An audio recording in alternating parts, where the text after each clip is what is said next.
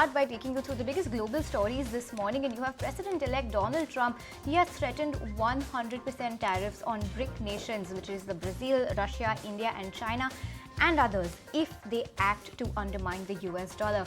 The bloc has been promoting alternatives to dollar dominance, a process known as the de-dollarization, with calls for new payment systems and non-dollar trade. Now, Trump, in a fiery Truth Social post, warned any country backing a new BRIC currency would wave goodbye to the US market. Meanwhile, Russian President Vladimir Putin has accused the US of weaponizing the dollar, urging alternatives to bypass Western sanctions. Global economic tensions are rising fast. Alright, moving on to China. China's factory activity grew for the second month in a row, with the NBS manufacturing PMI rising to 50.3% in November from 50.1 in October. This marks the highest reading since April thanks to Beijing support measures. Output and new orders saw significant growth, but challenges remained with weak foreign orders and employment. Confidence improved to a 7-month high, reflecting steady economic expansion. However, the service sector stagnated, with the US potential tariffs posing new risks. Okay, let's shift focus, talk about Russia then. Russian President Putin has approved record defense spending, allocating 32.5% of Russia's 2025 budget, which is well over $145 billion towards the military as the war in Ukraine intensifies.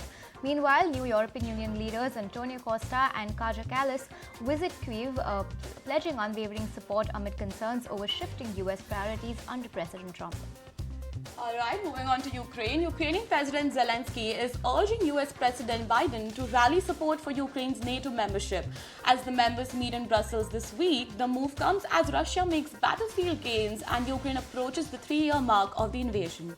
Zelensky acknowledged some NATO allies are hesitant but hopes the outgoing US administration can sway them.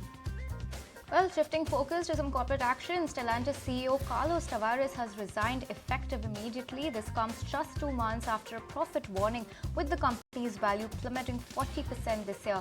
Tavares' departure was reportedly due to differing views with major shareholders and the board. An interim executive committee will take the reins until a new CEO is found in the first half of the next year.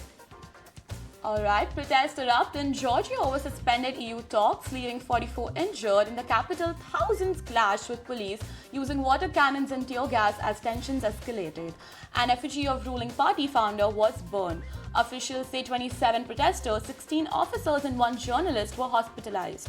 The Prime Minister, Kobazidi, insists European integration is not halted but condemns blackmail and warns of strict actions against the lawbreakers.